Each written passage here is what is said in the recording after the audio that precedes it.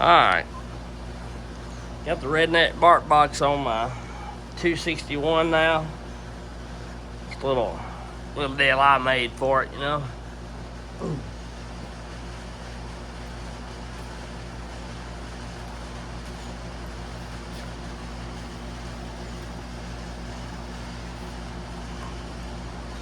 That's what it looks like. It's got a hole there. Because I did this because I didn't quite think. I drilled a hole in the other side, but it just wasn't flowing much air. The factory exhaust outlet is very small and terrible on this 261. It's way back in the corner. It's very, very small. I drilled another hole, and both those holes together was not as much as the 550 was. Honestly, this was. I've run it. I redid the electronic reset on it or whatever, and the throttle response is 10 to 1 better than what it was. Now, will it run with the 550 now? I have no idea. But at least it does have a better muffler mod. On these 261s, or for any saw that matter, the bark box or a 3/4 inch outlet, like I've been doing, is 10 to 1 better than drilling the extra port. And I'll talk to you a little more about this after we do the test. So I'll cover the 261 first. It really changed the saw.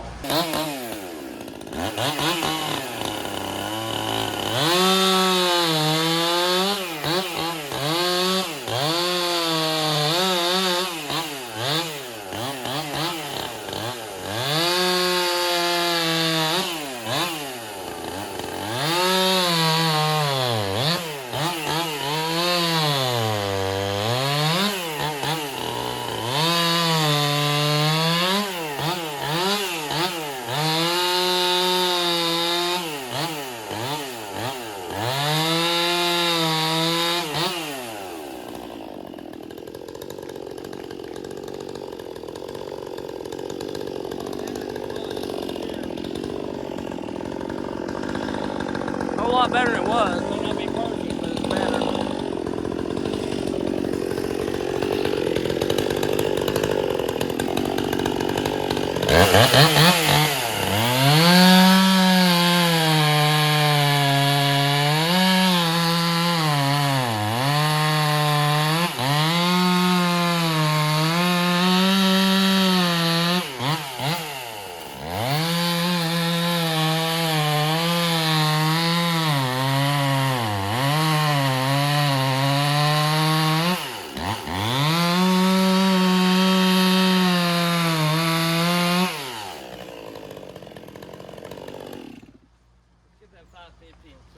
What she does now. Bring you back over here, sorry.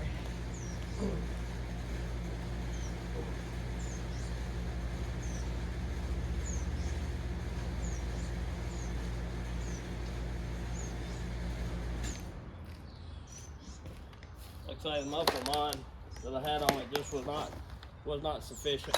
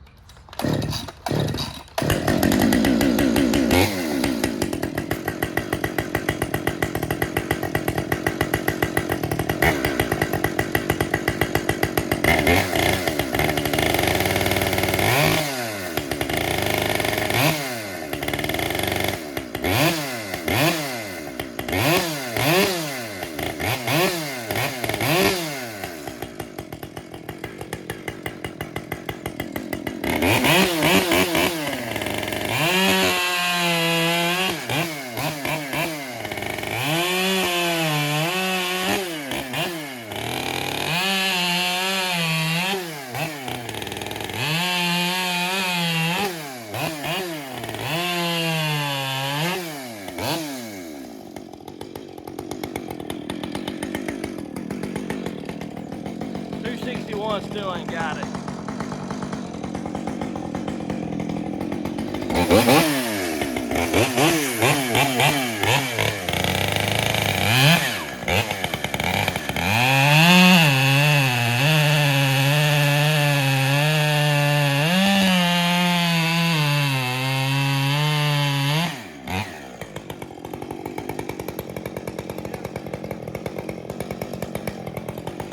May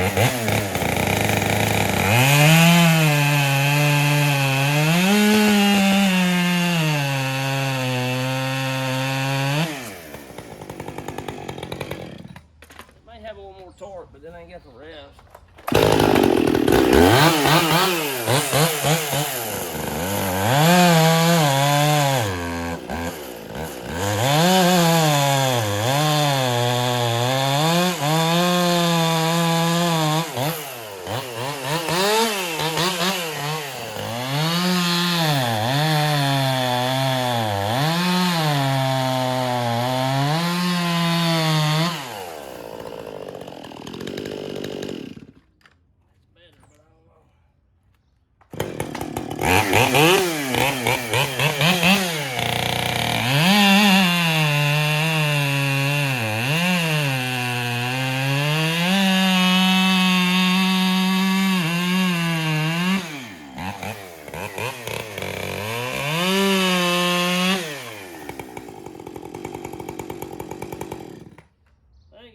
Chain. This has got a safety chain on it, but I got the raker filed way down, so I don't know. I think the 550 still got it, honestly. I think I've got my damn socks full of stuff.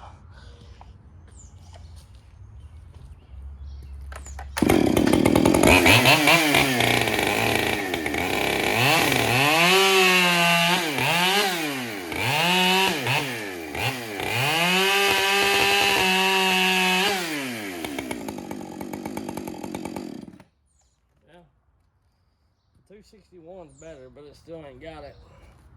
Although I will say the 261 I feel is lighter than this saw.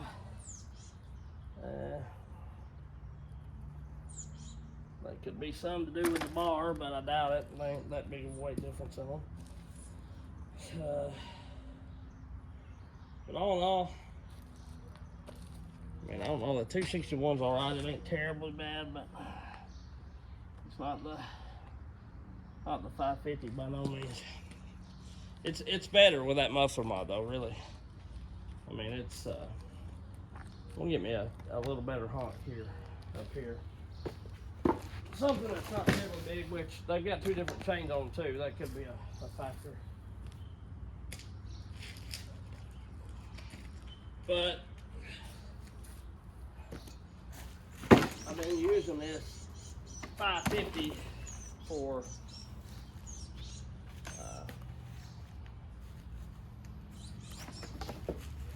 I hadn't been using 261. The chain catch on it is kind of janky, and I accidentally broke the case bolt. So, which I mean, it ain't leaking nothing. But I say case bolt, it goes into the oil. Thought it was a dog screw or something when I was doing something, and had my impact the wrong direction, snapped it off. Stupid mistake, but anyway, mistake nonetheless. And let's see what it does with this.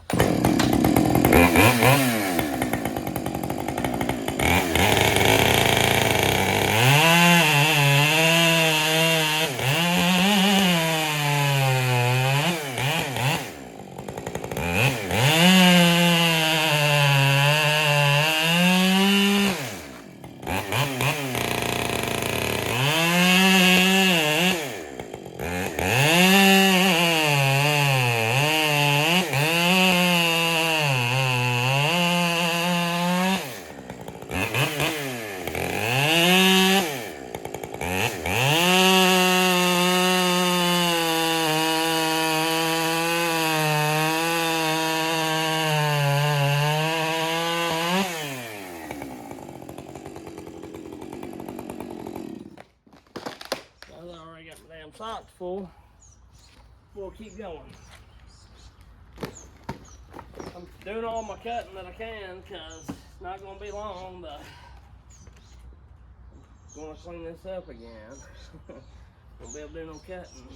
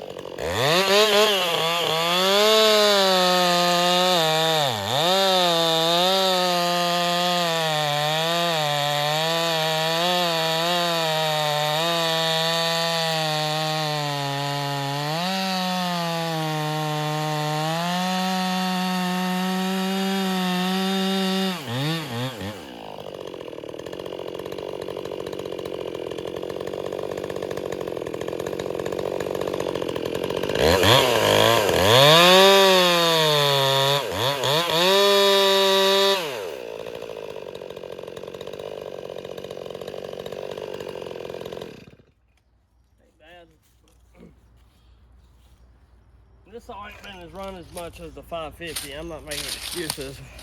I mean, in a way I am, I guess, but it just hadn't been. I don't run 50cc saws just terribly a lot. The older I get, the more I find that I do run them, you know.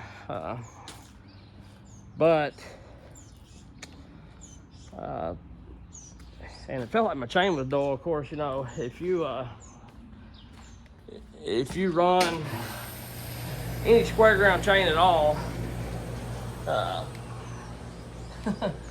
you pick up a mediocre round file, and it's just it feels dull as crap to you. Yeah, I'm gonna try to get this saw back in a little better shape. What I did is I messed some of the screws that got wore out. The bar plate screw messed up on me, and I went to thread lock it in, and I think something I got on my chain catch, and when it did, I think it's made my chain catch draggy.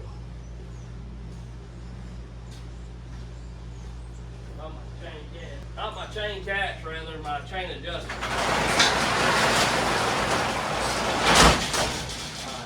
It's made it a little grabbier for sure.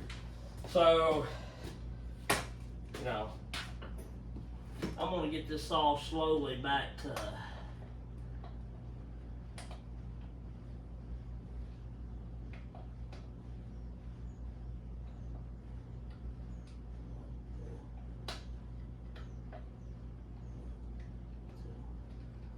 so wow. I tell you what, that 261 oils really well. I ain't really had a problem with the 550 oil either, but it oils well. One thing I don't like terribly, and it ain't bothering me so much now, is the plastic handle on the Pro Saws. I wish STIHL had done that. But I snapped the head off one of the case bolts in here, which is still tight because it was going the other way. The threads are still holding it. But when this saw wears out, it'll probably need new. Well, you'll have to just get new cases for it, I'm assuming. But I need a new chain catch rather. But other than that, the saw, not a chain catch, chain adjuster. Other than that, the saw is performing fairly well. A whole lot better than it did, like say with the other muffler mod, just the extra port. And I was going to do this the first time, but I didn't quite want to put the work in on it. I like Big Red, but I had one in my wife's car, unopened. We went to a wedding the other day, and I guess from the heat it exploded, and I got in trouble. So it exploded all over her car.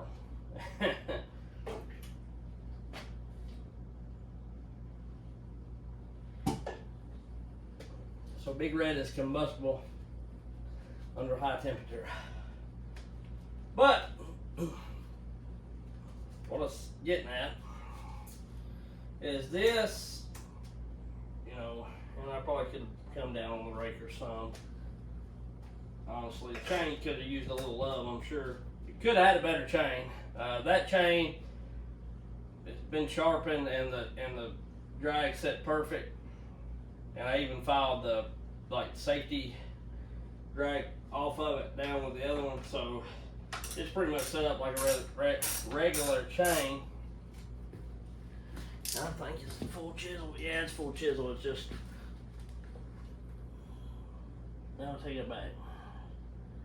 It's semi chisel. I use that for my lemon saw. Them chains aren't bad. They kept pretty good. You get them right, and they don't dull. They don't cut as fast as a full chisel, but they don't dull near as quick either, you know. But back to this.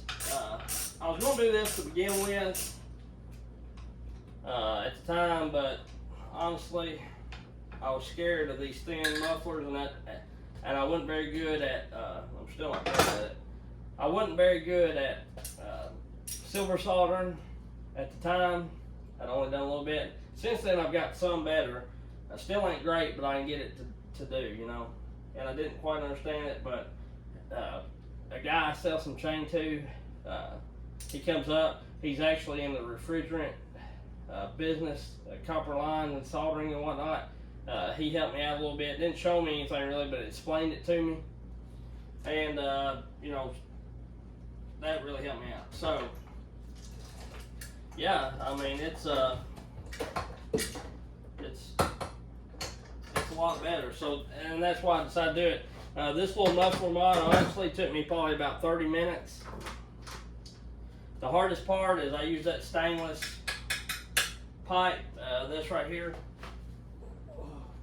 I took this, a piece of this, cut it in half, and then put it in my vise and bent it a little tighter roll in it.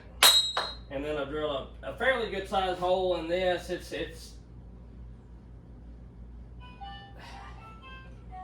yeah, buddy. It's probably about the size of a quarter now, and you know that's really made a big difference in the way this saw cuts. Because the other day when I cut with it, it was draggery.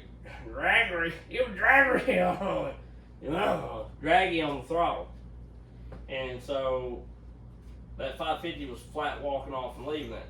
I may put a I can't say shit with rifle label. I might put the same chain on it here before long and see what we can do with it. See, that's loose.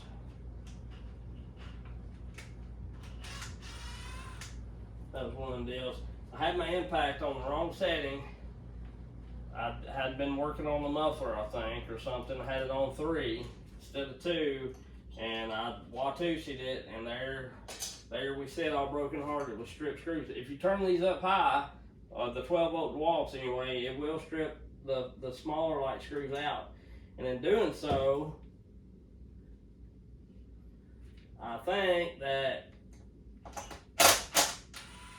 I jacked this chain catch up. But I've looked at it a couple times. I don't know that I've ever quite taken it out like this. And I think maybe I have. But I don't understand what makes it so grabby. And you see the Loctite I got down in there. I mean, I really done a number on this friggin' saw, honestly. My fault, and I honestly thought about selling it at one time, but I'm not doing that with the problems unless somebody bought it under it. But I'm gonna keep it because as I get older, I find that I don't mind the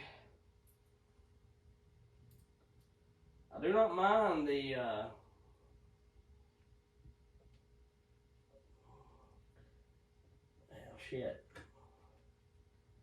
I don't mind the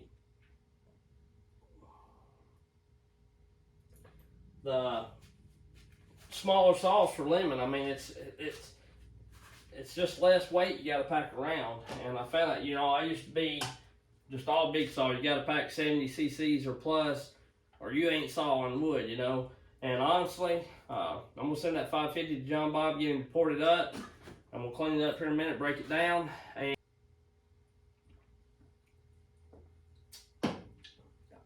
that's the bottom line. Oh man, that Big Red is good shit. The 261, don't know that it is lighter, but it feels lighter. It feels better. You know, excuse me, I'm grunting the cat and sneezing and snorting. But you know, before I ran many STIHLs, I thought Huskies was way comfortable. I was like, man, every time I pick up a STIHL, I was like, man, I'll see up here and run these. These are uncomfortable as hell. You know, they don't even feel good.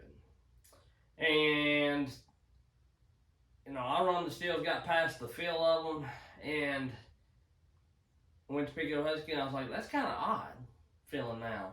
But it's not bad. Then now that I run you know, I run STIHL for a while, then I come back and run Husky for a while. I picked them both up, and I, you know, I'm kind of used to both of them now, I guess you could say. And it's just crazy. I think the STIHLs feel better. The way the balance, the Huskies feel like the weight is right there out front, and I guess in a way, I guess you could say in a way they do, and not all models. Some of the Huskies feel really good, like that. The 572, it was a really good feeling saw, and I like the way the 562 feels as well. But the 400 is about as light as it is. Now I know it's more money, but for $200 more,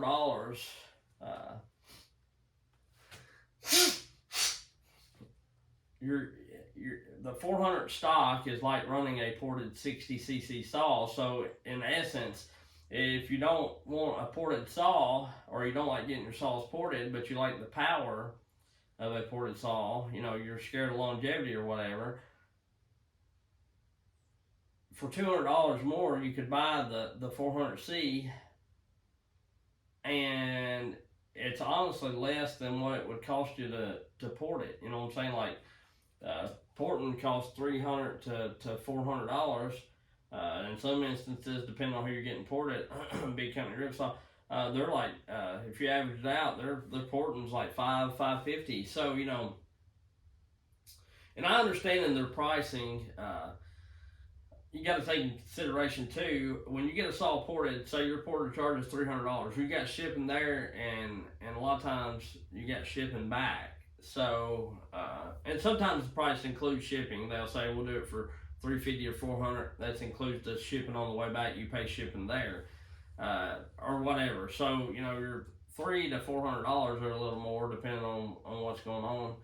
And I guess with rip saw, you know, if you buy a saw directly from them, you have no shipping there, and I don't think you got any shipping back. You got taxes, maybe a little shipping back, but it don't cost like what it would. So that's, you take that in consideration too, which I am by no means telling you to get a saw from rip saw, because I do not know how they run, and I do not know if they're in count. I would say they're fairly decent, or they wouldn't be in business. Are they worth the money that you got to pay to get one? I have no idea. We'll see. But anyway, there's my little bark box deal. I did close the factory, poured up.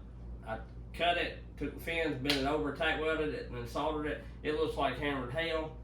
Looks like it's been drug through 19 miles of hell, but it's functional. So I'll pretty up. I'll run out of silver solder with all the muffler mods that I've been doing. I'll pretty it up sometime, and I may not. It don't bother me, you know. So, but I do want to get some time on this saw and see what this. You know, this saw has been used so much, I guess you could say. The inside of the muffler was not even black. It looks like it looked like the outside did. Like it. I don't know how many things this thing's had run through it. I think I've done some testing with it, and I might have cut some with it. The filter I've got on it is the same Wesco saw filter I put on it when we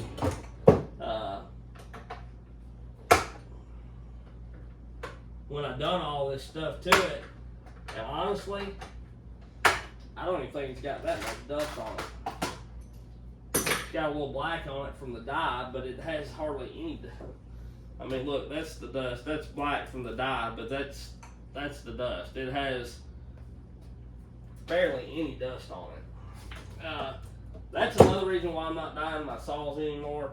You get like that oil on there, and they tend to bleed off a little bit, and then it comes down on your white. And I guess if you washed them off really well after you got done dyeing them, it would do it. But to me, the dye tends to sometimes let loose. You know, if you get gas oil on it, and it may only do that so much or so far. But you know, Like my 462, my old one got wet a little bit, and I was cutting and it was raining, and on the way home it was in the bed of the truck, and the rain on it had, I guess if it was excess dye or whatever, which I always take cleaner and polish or like spray wax and wipe them all down really well, and after I get done doing the dyeing process, and it still bled some off. So I haven't had that problem with the 400 or the 500 yet, but they've been out and about a while, and I may have washed them off better, who knows. I might have got a little lazy on the back end of these, but I'm not, needless to say, I'm not buying any more saws because of that issue right there. And yeah, they look cool, but I mean, hell, it ain't like you're taking them to shows. It ain't like a car show or something. You drive them in, pull them in the show, and, oh, look here, hell, you're cutting with them. They're made to work. And yeah, I get it. They're cool if you're going to get-togethers and whatnot. And I'm not doubting or disputing or telling anybody that does it they're wrong or crazy, but I'm just saying I'm personally not going to spend the time and effort on dyeing them anymore. Although they do look badass with the steel light bars and all that. We're just going to go on that route other than filters, bark boxes, and suspension kits. I love West Coast saw stuff. If you can.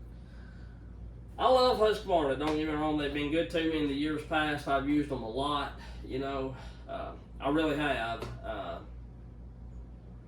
had one Husqvarna saw and it wasn't even a pro edition or whatever, pro version. I used it for a little lemon saw, and it was a 440. And I had that thing, I guess, since 2010 or something like that. And I cut shit with that thing. It had an 18-inch bar on it. And I cut stuff that I would have to cut through it all the way around the tree to get it, like not just through, and sometimes I'd have to whittle and get in there deeper. Thing buried, wide open throttle, a bunch of tanks. And I also burnt wood for 5 years. Heated a 2,000 square foot house with nothing but wood with an outdoor hardy wood stove.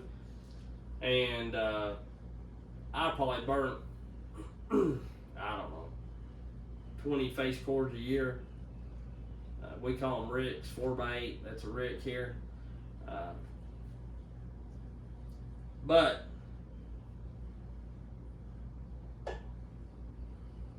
yeah, I run that saw a bunch, and only thing I ever had to do was clean the carbs on, and that was just because back then I wasn't picky on what gas I run, what oil I ran, or whatever. Sometimes I wouldn't even gauge it. I'd just pour some oil in the can and put gas in it. Yeah, it looks about right, and head out with it. And that thing never did give up on me. And that's why I went to the Husky Big Saws. I had Makita, or Dolmar Makita at first, and they done good, which I didn't put terribly a lot of time on them. I bought that 6400 on the back end of living there where I heated with wood. Then I moved up here to town, and I thought, well, I'm not going to do that much cutting anymore. Let's get rid of it. And then 2 months later, I had to cut these trees down. I bought the Echo 590s. Decided I needed a bigger saw again, so I got the 7900. Because I started getting in saws and realized that we're the same chassis and weight on, or about the same weight on all the 64, 73, and 7900s. And by that time, they done switched to Makita, so I had the Makita. And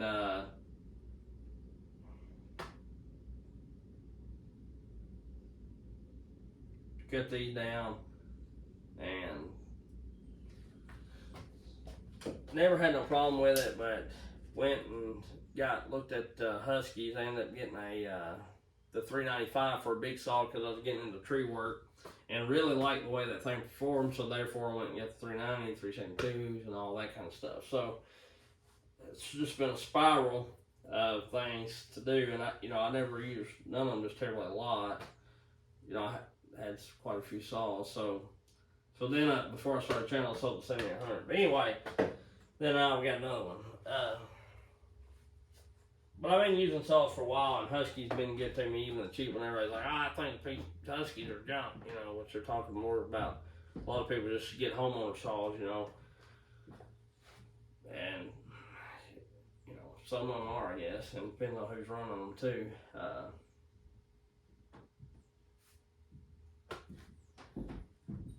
So, seen the guy put a chain on that was the wrong, put a 3/8 chain on a 325 bar or some shit like that.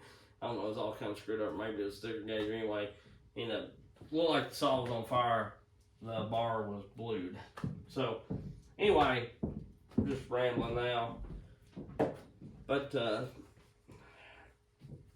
honestly, you know, I think, like you said before, I think the 50cc market, Husky may have it, and the 90cc market, Husky may have it. Depending on if you get them ported or not, and how much your porter can get out of, I mean, if you can get as much out of the 661 and the 261 as they did the 500 and the 400, versus the same with the 572 and the 562, still may have the market, all of them ported, I don't know. I would like to have a 661 ported and run it against the 592 ported, which they're, you know, the 592 and the 661, the 661's kind of at a dead heave right off the rip. So anyway, that's it. I gotta find this white piece, and I'm gonna try to clean this shop up because it is driving me nuts. We'll catch y'all later. Have a good one.